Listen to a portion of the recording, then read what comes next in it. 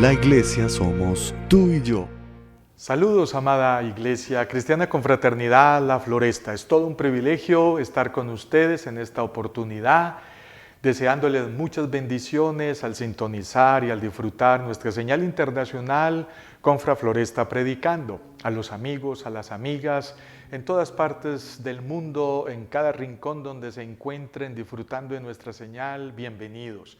Hoy vamos a compartir la penúltima charla de fe emuná titulada La ignorancia estropea y frena la fe emuná. Ya estamos llegando al final de esta temporada con un tema muy especial, con un tema muy profundo que le ha aportado bastante a nuestra doctrina, a nuestra vida cristiana y a todo lo que tiene que ver con nuestra teología. No podemos seguir adelante sin antes recordar el significado pictográfico del antiguo hebreo de la fe emuná. Recuerden que nosotros creíamos que la fe del Nuevo Testamento era idéntica a la fe del Antiguo Testamento y no es así. La fe del Nuevo Testamento se resume en que es pues la fe, la certeza de lo que se espera, la convicción de lo que no se ve. Pero cuando vamos al Antiguo Testamento nos encontramos con esta definición. El verdadero líder siervo está en medio de grandes corrientes de bendición con la firmeza moral de una columna, de generación en generación, produciendo vida y recibiendo la revelación de Dios por su palabra con sus brazos extendidos.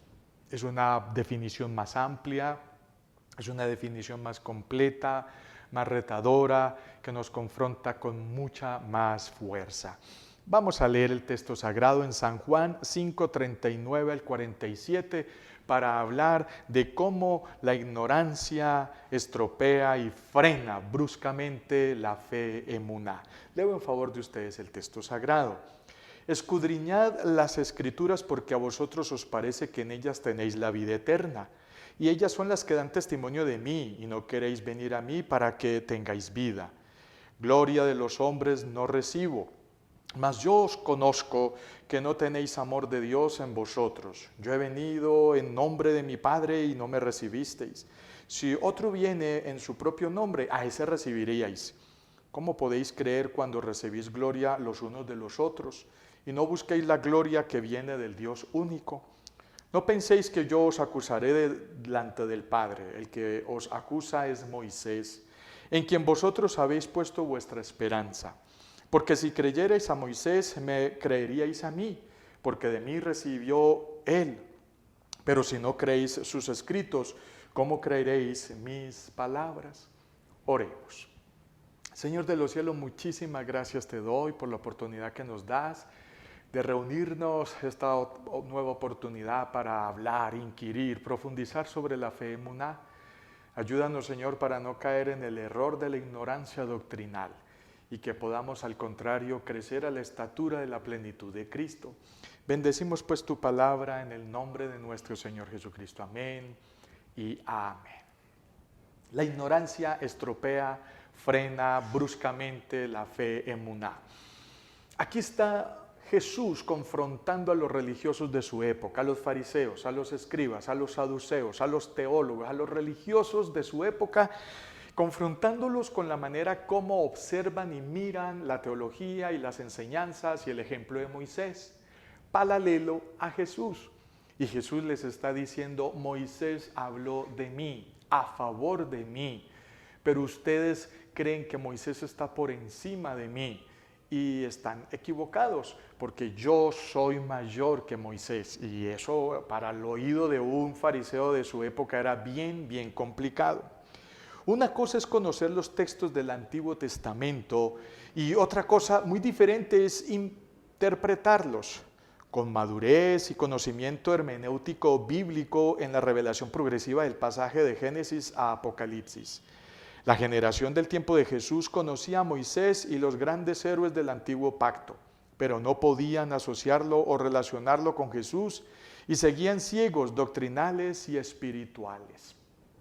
Esa tesis inicial es clave. Una cosa es conocer los textos del Antiguo Testamento, como lo hacían fariseos, saduceos, escribas y todos estos religiosos de la época. Pero otra cosa muy diferente es interpretarlos bien. Lo que Jesús está reclamando es un principio hermenéutico que se llama revelación progresiva. Y esa revelación progresiva corre desde Génesis hasta Apocalipsis, ¿sí? Desde el Edén hasta la Nueva Jerusalén. Y va en revelación progresiva, ascendiendo, donde Jesucristo es clímax mediático y clímax final. Pero los fariseos de su época no estaban entendiendo ese principio, no estaban entendiendo que la profecía del Antiguo Testamento concluye en Jesús. Y Jesús vuelve y le da fuerza a la profecía, se cumple en él y ahora Jesús le da fuerza para que se concluya en los últimos tiempos que tenemos que vivir en algún momento. Eso hacía que esa ignorancia hermenéutica, eso hacía que esa ignorancia de principios de interpretación, de exégesis del Antiguo Testamento, le quitara fe a estos hombres religiosos de la época de Jesús. Les quitaba la fe emuná, se las frenaba bruscamente. Afirma Barclay al respecto, un intérprete, un comentarista bíblico muy reconocido, que los líderes religiosos sabían lo que decía la Biblia, pero no aplicaban sus palabras a la vida.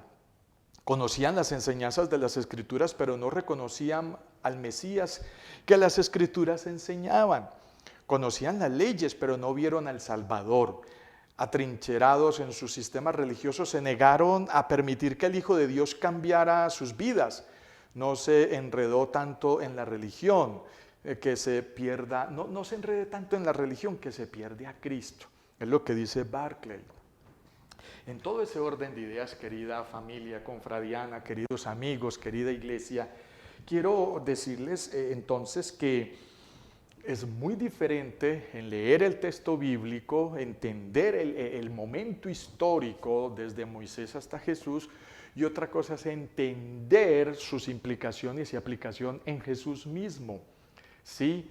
Y lo increíble es que estos fariseos, escribas y saduceos perdidos, ignorantes totalmente en la teología y el cumplimiento de la profecía mesiánica en Jesús. Cuando lo vieron llegar a Jerusalén en un burrito, se perdieron. Cuando vieron la humildad de familia en la que nació, se perdieron. Cuando vieron que tenía sus padres humildes y sencillos, se perdieron en su ignorancia. Lo veían como otro profeta más que estaba vociferando cosas y diciendo de todo parecido a Juan Bautista, y se perdieron. Y Jesús trata de decirles, salgan de su ignorancia, salgan de su problema errático doctrinal para que me entiendan. Y sigue diciendo Barclay, lo increíble es que ignorar o malinterpretar las palabras del Antiguo Testamento o las de Jesús o las de los apóstoles no nos libera del juicio que llegará a nuestras vidas. Sigue afirmando al respecto Barclay, Jesús acaba con una acusación que no podrían poner por menos de impactar. Los judíos creían que los libros que creían que les había dejado Moisés eran la misma palabra de Dios. Jesús les dijo, si hubieras leído estos libros como es debido, os habríais dado cuenta de que todos me señalan a mí. Eso los confrontó de una manera tremenda, eso les movió el piso. Todo lo que escribió Moisés en la Torá, todo lo que escribieron los profetas, todo aún lo que dicen los libros históricos y la poesía del Antiguo Testamento se refiere a mí, reclamaba Jesús ese derecho, y así era, y así ha sido, y así es. Y sigue diciendo, y prosiguió, vosotros creéis que porque tenéis a Moisés como mediador estáis a salvo, pero Moisés es el que os condenará. Podría ser que no tuvieran por qué creerme a mí, pero estáis obligados a creer lo que os dijo Moisés, al que vosotros consideráis insuperable. Pues bien, él escribió acerca de mí. Tremendo, tremendo. La sensibilidad, la agudez espiritual del Espíritu Santo para uno poder concatenar profecía del Antiguo Testamento con historia del Nuevo Testamento, comenzando con Jesús, ¿sí? La realidad es que el Espíritu Santo le aporta a todo este proceso un valor muy agregado, muy grande. ¿Por qué? Porque cuando el Espíritu Santo llega en Pentecostés, nos da a nosotros una apertura teológica muy grande para entender mejor las cosas de Dios, para entender mejor el principio bíblico, para entender mejor la predicación, para entender mejor la profecía. No así los escribas fariseos y saduceos, que no tenían ese poder tan fuerte del Espíritu Santo, pero tenían el conocimiento teórico, tenían el conocimiento teológico. No por esto podemos sacarlos en excusa o decir que pobrecitos, no, su ignorancia era justa. No, lo que pasa es que a la ignorancia de los fariseos, saduceos y escribas hay que sumarle el orgullo, la arrogancia, la vanagloria, la religiosidad que no los dejaba ver más allá la profecía. El fariseísmo, el legalismo, estaban sumergidos, se estaban ahogando en su propio legalismo los religiosos de la época de Jesús. Al que más se le da, más se le demandará. Nosotros como los judíos tenemos una revelación que es más que suficiente para desarrollar fe emuná sin ignorancia. Pero como la ignorancia es insolente y altanera, no falta el que saque excusas ante el gran trono blanco de la justicia del soberano Padre Celestial y afirma, para terminar este pasaje Barclay: aquí tenemos una verdad muy grande y aterradora. Lo que había sido el mayor privilegio de los judíos se convirtió en su mayor condenación, es decir, Moisés. No se puede condenar a una persona que no haya tenido oportunidad, pero a los judíos se les había concedido un conocimiento superior que ellos habían descuidado e ignorado y que se había convertido en su condenación. La responsabilidad es siempre la otra cara del privilegio, de recibir tanto conocimiento, de recibir tanta información teológica. Entonces, querida familia, hablando de que la ignorancia afecta el crecimiento, la calidad de la fe emuná, tenemos entonces que afirmar que esta gente del tiempo de Jesús estaban totalmente absortos, atónitos, estaban groguis, para usar otros términos, frente a la realidad teológica de Jesús. Tenían a Jesús de frente, en sus narices, estaban escuchando al Nazareno, al Mesías, al cumplimiento de toda esa profecía de Isaías, de Jeremías, toda esa profecía de Moisés, toda la profecía histórica de los libros poéticos, y no lo vieron, no lo sintieron, no lo disfrutaron, lamentablemente. Y aquí es donde tenemos que empezar a hacer aplicaciones a nuestras vidas. ¿Cuántas Biblias hay en tu casa? ¿Cuántas Biblias y versiones hay en tu casa o de diferentes tipos? Y cuando leemos el texto sagrado, ¿con qué actitud lo hacemos? ¿Con qué conocimiento lo hacemos? ¿Con qué profundidad lo hacemos? Listo, no te queda tiempo aparentemente o no tienes las herramientas para profundizar el texto bíblico y salir de la ignorancia teológica para disfrutar más el Espíritu Santo y a Jesús. Listo, entiendo eso. Pero entonces, ¿cuánto te congregas? ¿Cada cuánto vas a la iglesia? Y cuando llegas a la iglesia, ¿te concentras en la predicación? ¿Te concentras en la palabra del Señor?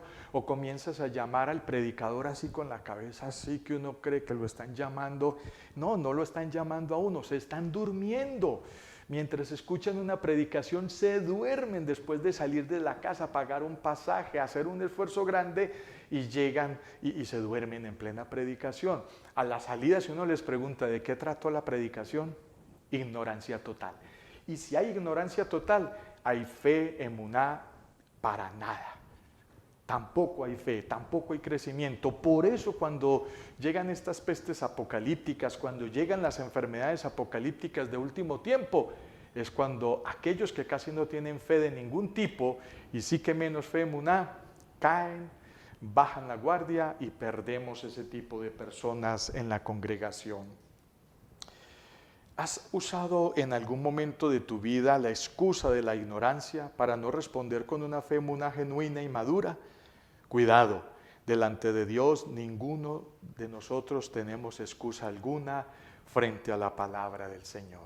Hay un principio hermenéutico tanto en derecho como en teología. Ignorar una ley no me da el derecho de violarla y ser excusado, no.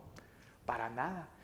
Si no sabemos nada de la palabra de Dios, eso no significa que no seamos responsables de lo que ella dice. Y eso es fuerte, eso golpea muy duro nuestro futuro, nuestra esperanza y nuestra vida eterna. Vamos a ir concluyendo este tema tan hermoso. Recuerden, es de las últimas charlas sobre fe emuná, la penúltima. Estamos llegando a esta colección preciosa al final. ¿De quién busca la alabanza las personas? Los líderes religiosos gozaban de prestigio en Israel, pero su sello de aprobación no tenía significado alguno para Jesús. A Jesús le interesaba la aprobación de Dios. Este es un buen principio para nosotros. Aun cuando nuestras acciones reciban la aprobación de los más altos dignatarios del mundo, si Dios no las aprueba, debiéramos preocuparnos. Pero si las aprueba, aun cuando otros no lo hagan, debiéramos estar conformes con que sea Dios quien reciba nuestras palabras y a Él sea la alabanza, y esa alabanza se devuelve a nosotros en bendición. Ya lo hemos dicho aquí en otras charlas de fe emuná y en otras prédicas. Es una relación íntima de retroalimentación. Entre yo más conozco al Padre, el Padre más me llama por mi nombre. Entre más me llama el Padre por mi nombre, más gracia alcanzo delante de Él. Y es una relación íntima de un amor precioso espiritual. ¿De quién buscamos alabanza? ¿De quién buscamos adoración? Los aplausos, ¿de dónde deben de venir? No los busquemos del ser humano. El aplauso del ser humano es muy complicado, muy rasero, no es necesariamente de fondo real y verdadero. Mientras que la alabanza y la adoración en el cielo por nuestras obras, esas sí tienen peso, esas sí son reales, honestas y verdaderas. 2. Buscar la aprobación y la gloria de los hombres es sintomatología de que la ignorancia está estropeando y frenando la fe emuná. ¿Dónde dice el texto que vamos a hacer columnas por la eternidad en la casa de Dios? Dice, en la casa de Dios seremos columnas como fe emuná.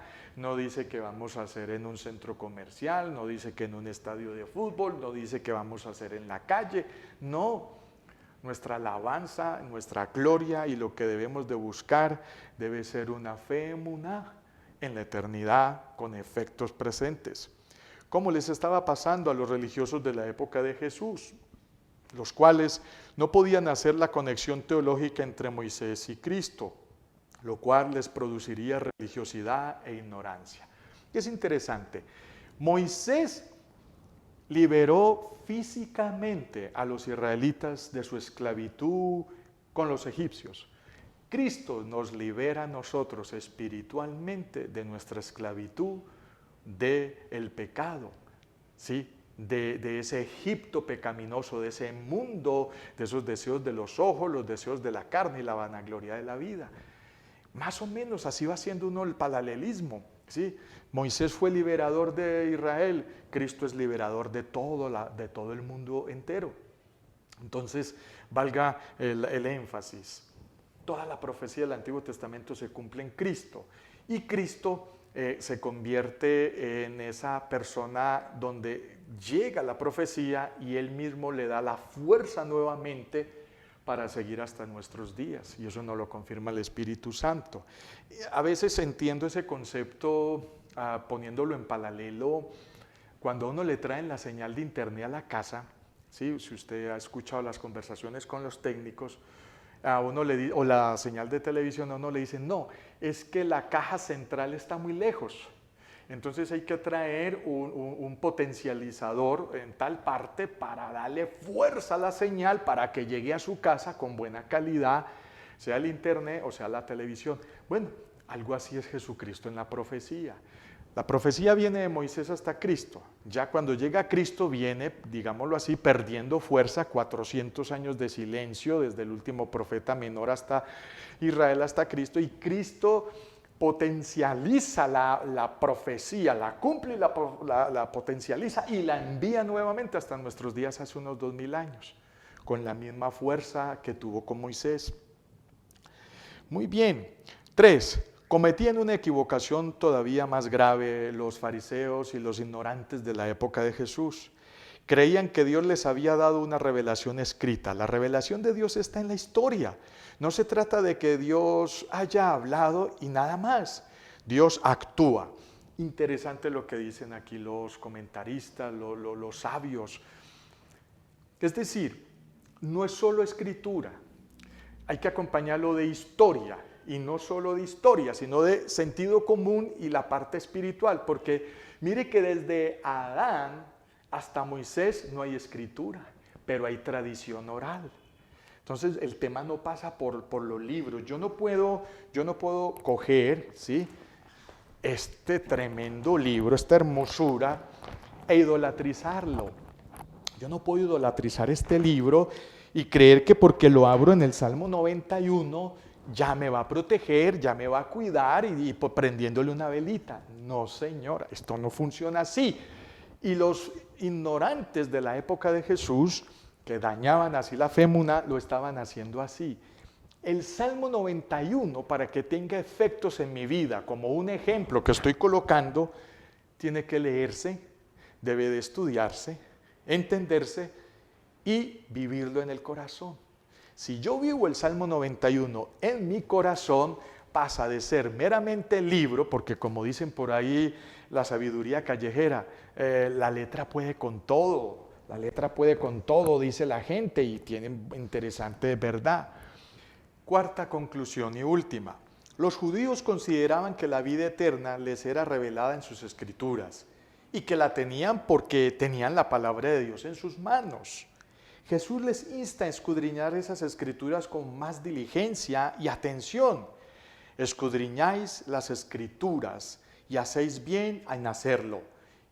Individualmente escudriñaban las escrituras, pero con un enfoque en su propia gloria, en su propio ego, en su propio egoísmo, solo para los israelitas, para los judíos. Es posible que los hombres sean muy estudiosos de la letra de las escrituras, pero estén ajenos a su poder y a su creador. Entonces, como queremos terminar hablando en esta charla sobre el peligro de la ignorancia que destruye la fe emuná, que la frena, que la ahoga, que la diluye, que la difumina en nuestros corazones, es mucho más que la palabra de Dios, es mucho más que el libro, es mucho más que escritura. La palabra de Dios es historia. Usted va a disfrutar más la Biblia si conoce más historia detrás de esa Biblia. La palabra de Dios es vida. Usted va a disfrutar más esa palabra de Dios, que es historia, que está escrita y que hace eco en tu vida y en tu corazón. Y esto tiene una implicación muy grande. ¿Qué maestros tienes? ¿Qué predicadores tienes? ¿Qué discipuladores tienes? ¿Con qué intenciones te enseñan la palabra del Señor? ¿Con qué intenciones te hablan sobre ella? ¿Cuánta ignorancia hay en la palabra de Dios? Y dime de qué tamaño es el conocimiento de la palabra de Dios que tienes y te diré qué fe emuná manejas, vives y practicas. Básicamente esa es la gran conclusión de las últimas charlas sobre fe emuná. A conocer la palabra, a estudiarla, a meditarla, a congregarte, a ir al instituto bíblico, a hacer tu discipulado, a comprar buenos libros con la orientación de tus líderes, de tus pastores, de tus mentores, de tus discipuladores, para que te enriquezcas en ella. Recordemos, el cielo y la tierra, todo lo que conocemos pasará, pero la palabra de Dios que esté en nuestros corazones es lo único que heredará la vida eterna. Vamos a orar. Señor, gracias por tu palabra. Ayúdanos, Señor, para que la lepra, la gangrena, la llaga de la ignorancia no haga mella en nuestro corazón. Y más la ignorancia bíblica, teológica. Ayúdanos, Señor, para no caer en el error en el que estaban los fariseos, saduceos, escribas, filisteos, estos hombres y mujeres malos de la época de Jesús, que se ahogaban en la religiosidad, Señor, y no conocían al Creador. Conocían lo que el Creador dijo, pero no conocían al Creador. Ayúdanos, Señor, pues a seguir las palabras de Jesús cuando nos dice: escudriñen y disfruten y vivan la palabra de Dios, y nuestra fe emuná crecerá gigantemente. Bendecimos pues este tiempo lindo lo que nos has ministrado, nos has hablado, Señor. Y gracias por la fe emuná en nuestros corazones, en nuestras familias, en todo lo que emprendemos. En el nombre de nuestro Señor Jesucristo. Amén y amén. Dios les bendiga y hasta una próxima.